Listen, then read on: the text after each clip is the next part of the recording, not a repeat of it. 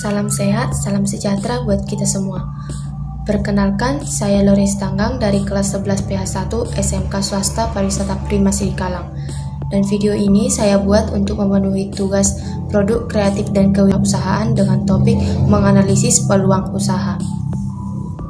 Yang pertama yaitu pengertian peluang usaha.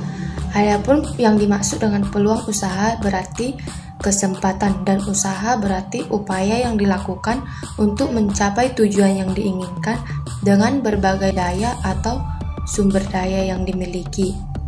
Kedua yaitu peluang usaha pariwisata. Dalam usaha jasa pariwisata, berlibur dan berwisata merupakan suatu hal kebutuhan yang penting. Bidang tour and travel, hotel dan event organizer dan sebagainya. Yang ketiga yaitu sumber peluang usaha pariwisata. Adapun sumber peluang usaha pariwisata meliputi satu peluang internal. Peluang internal terdiri dari antara lain hobi, keahlian, latar belakang pendidikan dan pengetahuan, dan pengalaman. Kedua, peluang eksternal.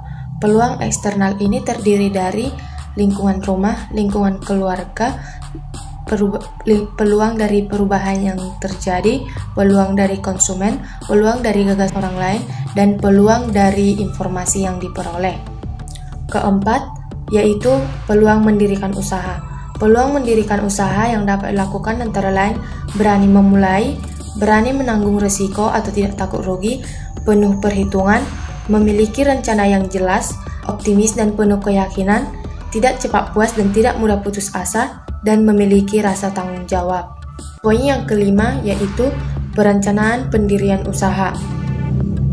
Nah, adapun perencanaan pendirian usaha dapat ditentukan terlebih dahulu dengan berbagai hal, antara lain 1. Jenis usaha, 2. Lokasi usaha, 3. Besarnya modal, 4. Proyeksi laba rugi, 5.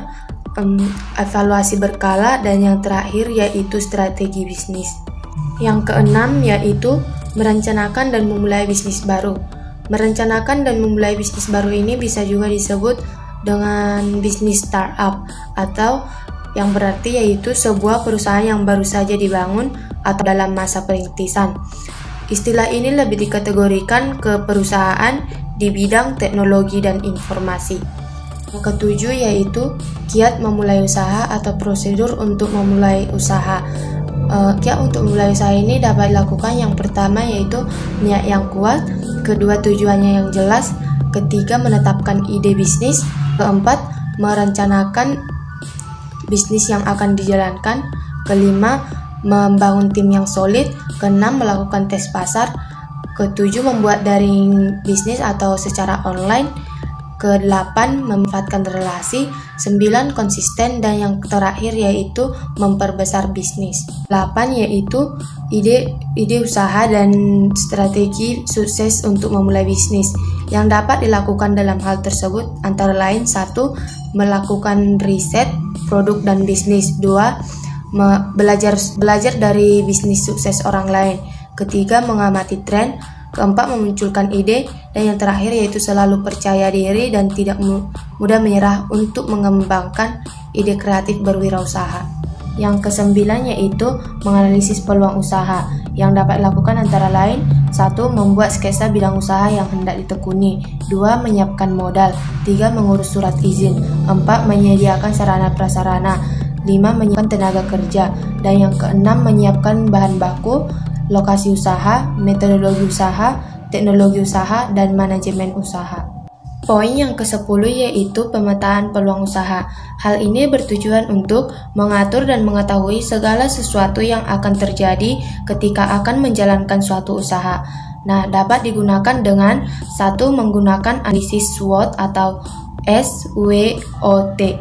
S atau strength yang artinya kekuatan, W. Weakness atau kelemahan, O. Opportunity atau kesempatan, T atau threat yang berarti ancaman. 2. Menggunakan analisis SOAR atau SOAR. S yang berarti strength atau kekuatan, O yang berarti opportunities atau peluang, A berarti aspirations atau aspirasi, dan R yang berarti result atau hasil. Adapun faktor internal dari pemetaan peluang usaha tersebut adalah 1. Strength atau kekuatan, yaitu kelebihan, merupakan suatu situasi atau kondisi yang merupakan kekuatan yang dimiliki oleh perusahaan atau organisasi yang bisa memberikan pengaruh positif pada saat ini ataupun di masa yang akan datang. 2. Weakness atau kelemahan. Kelemahan merupakan situasi atau kondisi yang merupakan kelemahan yang dimiliki oleh perusahaan atau organisasi yang bisa memberikan dampak negatif pada saat ini ataupun di masa yang akan datang. Dan faktor eksternalnya yaitu 1. Opportunities atau peluang, merupakan situasi atau kondisi yang merupakan peluang atau kesempatan di luar perusahaan atau organisasi yang bisa memberikan peluang untuk berkembang di kemudian hari.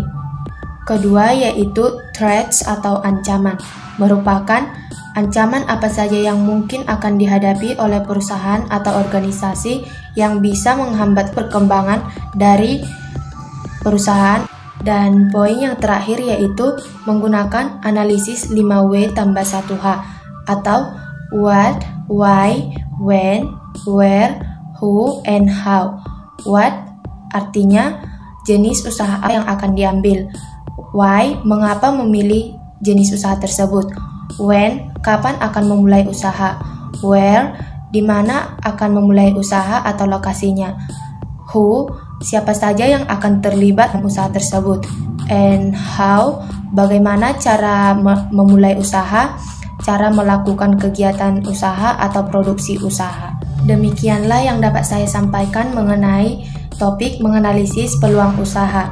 Jika terdapat kesalahan atau kekurangan, saya mohon maaf. Semoga bermanfaat dan terima kasih.